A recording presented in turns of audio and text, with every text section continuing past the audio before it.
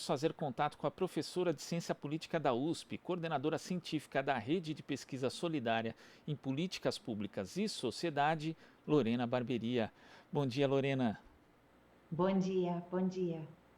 Lorena, a Rede de Pesquisa Solidária divulgou na última semana um boletim 29, uma nota técnica a respeito de políticas públicas, respostas da sociedade, em especial focando aqui o governo de São Paulo e as medidas de distanciamento em relação aí ao combate à Covid-19. Eu destaquei até um trecho aqui, Lorena, que diz o seguinte: o fato é que o governo do estado não tem conseguido alinhar e sustentar um pacote de medidas capaz de aumentar a proteção da saúde da população de maneira eficiente.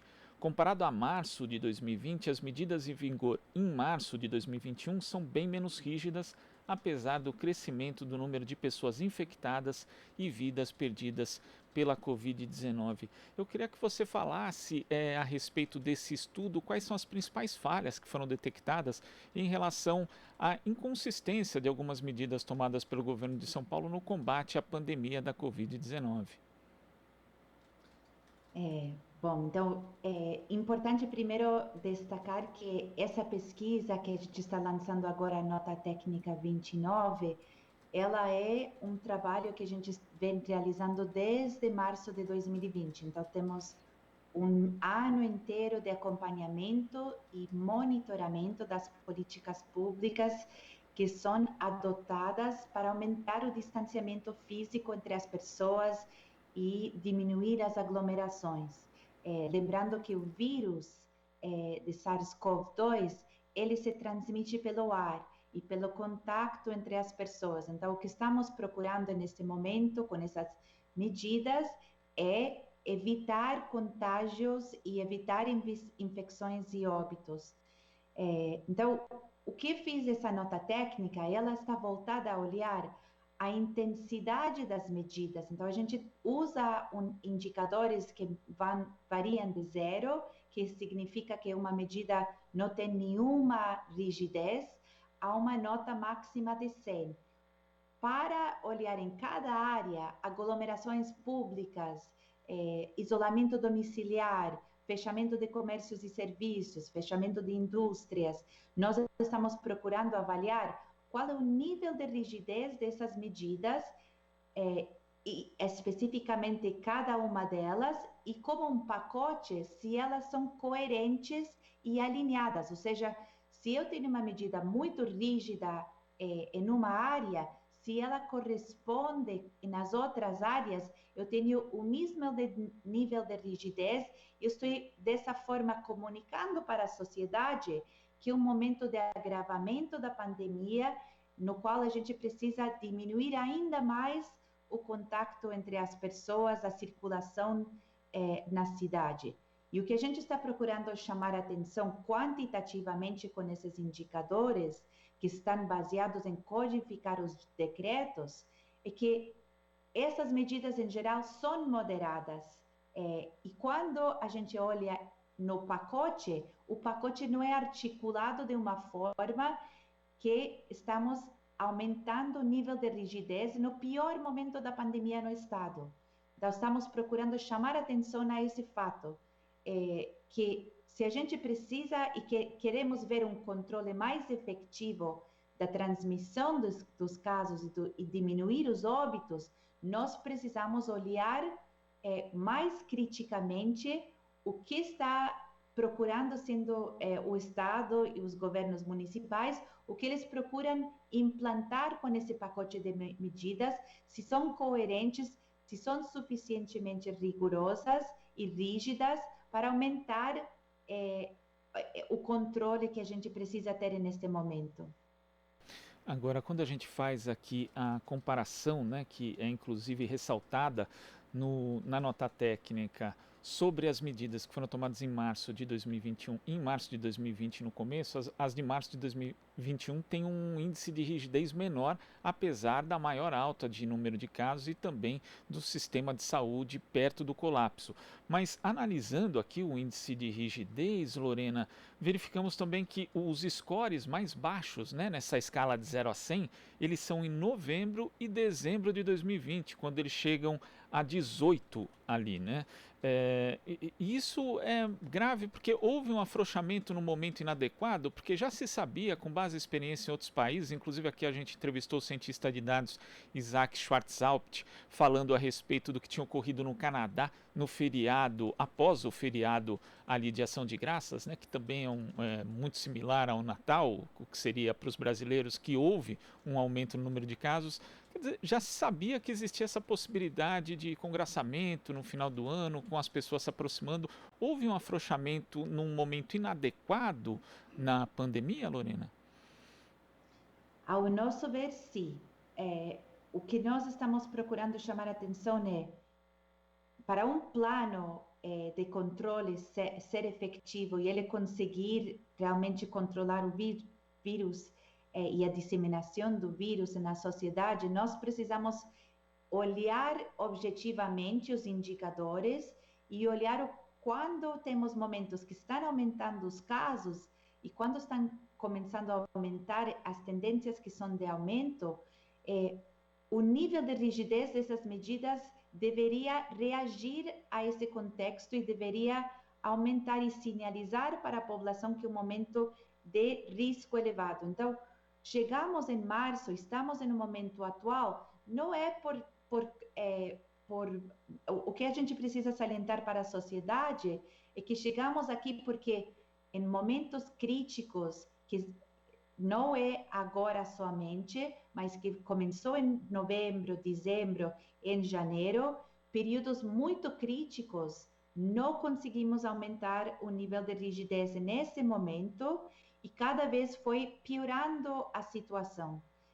Então, as medidas, isso primeiro é uma questão para discutir que as medidas, elas são extremamente importantes e o nível de rigidez delas se faz um efeito. A gente constata isso. Temos estudado a pandemia ao longo da Federação Brasileira, ao longo da pandemia, a gente vê quando aumenta o nível de rigidez no momento crítico, e quando tem detecção que está piorando e o governo reage, conseguimos revertir e conseguimos diminuir o número de infecções. Então, uma questão muito importante entender é que a gente chegou em março por causa de que talvez a gente teria que, ao nosso ver, essas medidas mais rígidas precisavam ser coerentemente implantadas muito mais cedo do que agora. E a fase na qual chegamos, que foi a fase que se comunicou para a população que era a fase mais rígida, que é a fase emergencial, nós estamos procurando, com esses indicadores quantitativos, mostrar que essa fase emergencial, ela não teve o rigor e a rigidez suficiente para produzir um controle efetivo dos casos e revertir a situação na qual nós estamos. Então, se escuta muito falar de lockdown e se usa muito essa palavra como se isso é um fato que está sendo implantado no Brasil. Nós precisamos lembrar para a sociedade que, com raras exceções, e não é o caso no estado de São Paulo e na capital, não houve uma implantação de medidas muito rígidas que poderiam ser caracterizadas até um lockdown. E isso a gente pode olhar quando olhamos os indicadores específicos. Temos um pacote de medidas que estão muito parecidas ao pacote de medidas que foi implantado no início da pandemia. Como vamos a controlar no momento que temos um colapso hospitalar, que temos o recorde de óbitos, como podemos pretender que vamos conseguir controlar a pandemia com o mesmo nível de rigidez que a gente tinha no início de março de 2020, quando começou a pandemia? É importante entender isso porque acho que algumas vezes a população, e isso também estamos procurando reforçar, é muito difícil aderir às medidas porque tem um zigue-zague. Parece que cada semana está mudando as medidas, que está melhorando muito a situação e a gente não está vendo isso nos indicadores epidemiológicos. Então, a gente precisa avisar para a população, nós saímos do período pior da pandemia. Agora, é justamente esse zigue-zague que você menciona, Lorena, quando a gente analisa ali o Plano São Paulo, ele teve diversas mudanças, inclusive de critérios, ao longo do tempo. Claro que às vezes mudanças são necessárias, inclusive de acordo com a própria compreensão da dinâmica da pandemia. Mas essas alterações que aconteceram, elas têm a ver de fato com ciência, com as orientações da Organização Mundial da Saúde, porque a gente sabe que o plano, por exemplo, não segue a OMS no que diz respeito à questão, por exemplo, da classificação das atividades essenciais. Essas mudanças, elas foram benéficas ou atrapalharam ainda mais a condução da pandemia em São Paulo? Então, como monitoramos as alterações no plano, é importante saber que o plano e os critérios foram alterados 26 vezes ao longo dos últimos 13 meses. Então, houve sim muitas alterações. Por que isso nos preocupa? Porque nós precisamos ter uma comunicação muito clara com a população. Qual é a conduta esperada?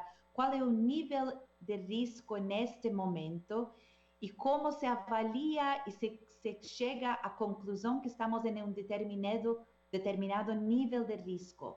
Se nós estamos constantemente, de uma forma muito volátil, mudando os indicadores, mudando como classificamos o risco, isso não gera uma compreensão da população do que significa uma determinada fase ou um determinado momento na pandemia e outra.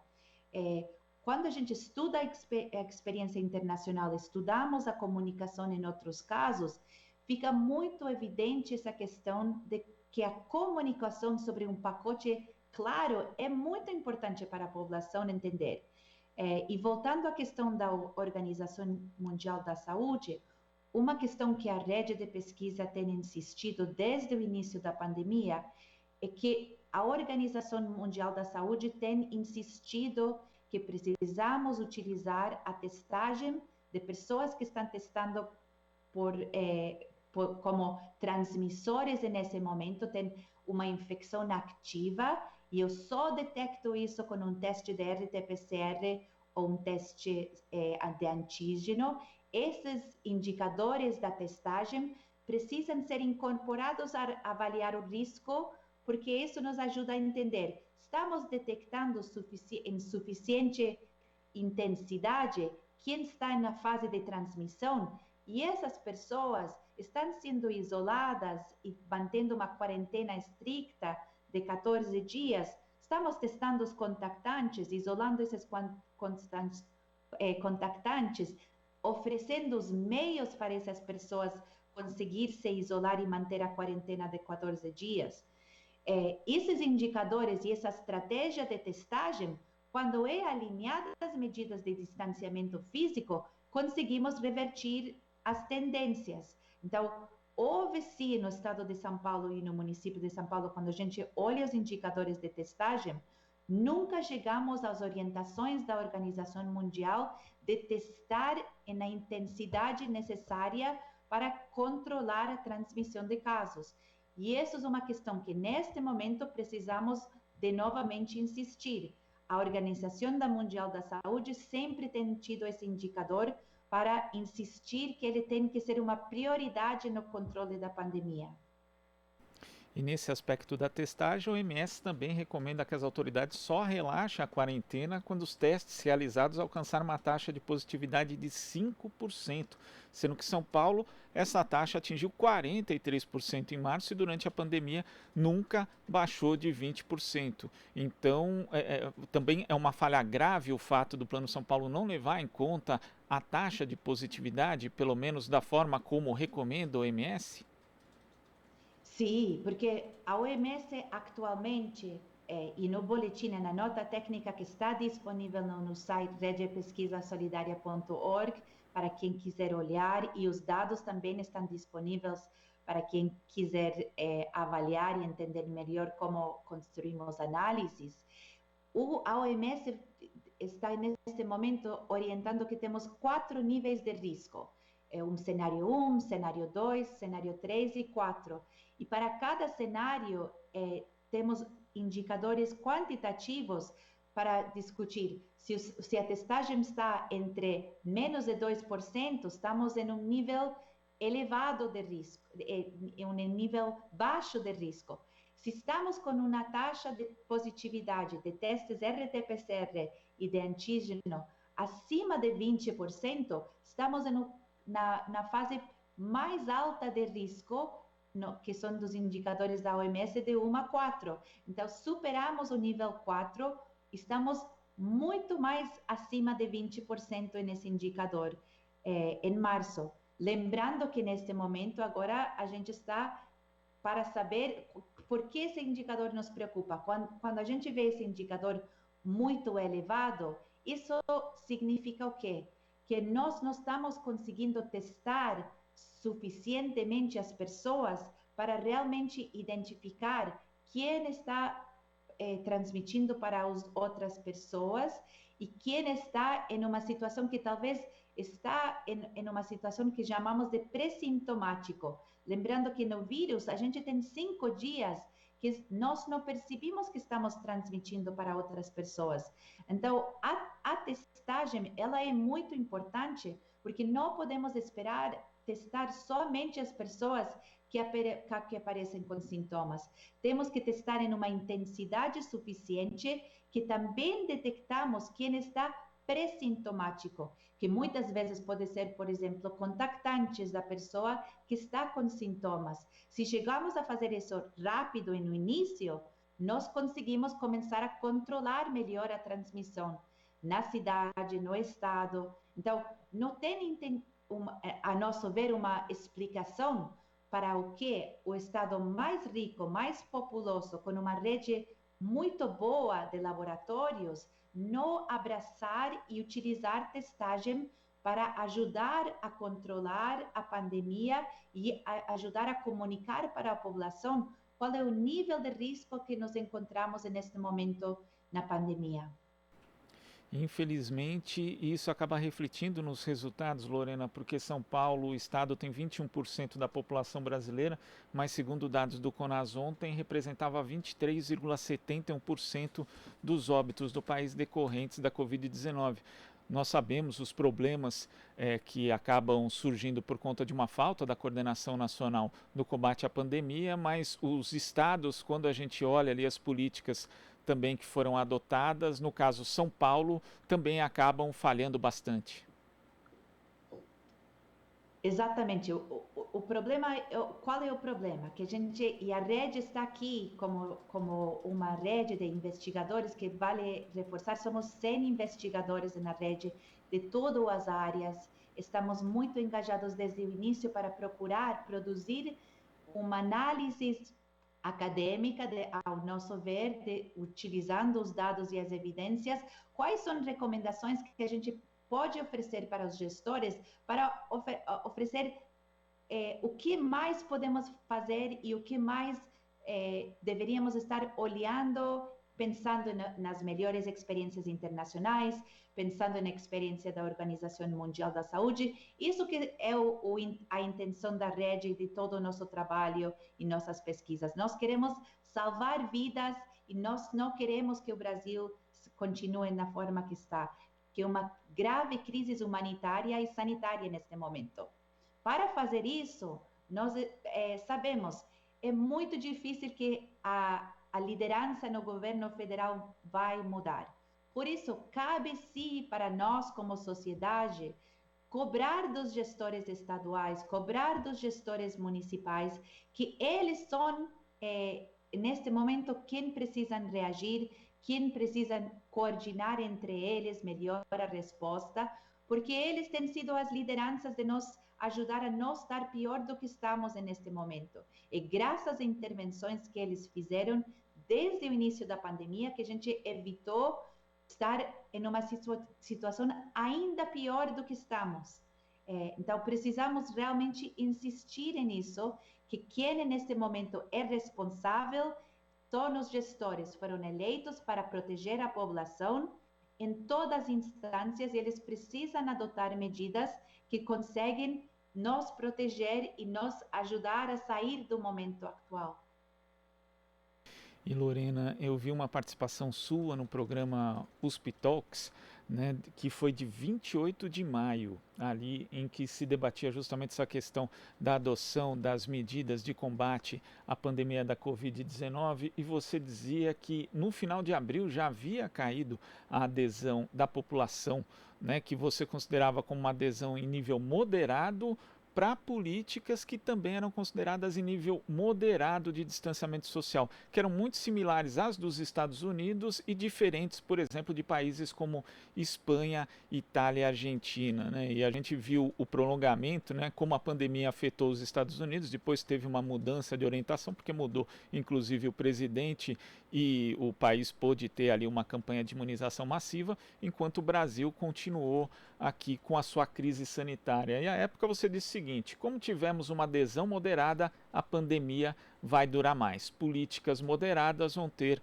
resultados moderados. Infelizmente é isso que a gente vive hoje, Lorena, uma pandemia prolongada com uma série de mortes evitáveis. A partir de agora é possível minorar o impacto dessa pandemia que foi e continua sendo tão danosa para o país? Claro que sim.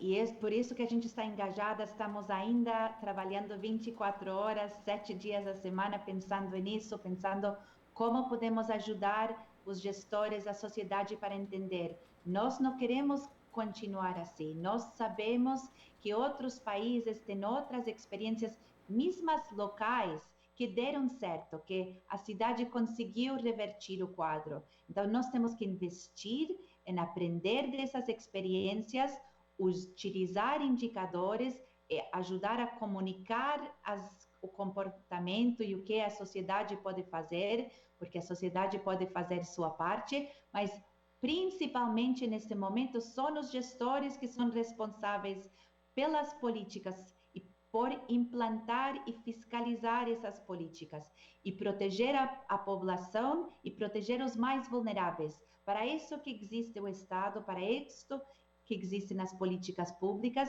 e nós temos que cobrar isso dos gestores. Certo, Lorena. Queria agradecer a sua participação, suas explicações aqui no Jornal Brasil Atual e até a próxima. Até. Muito obrigada.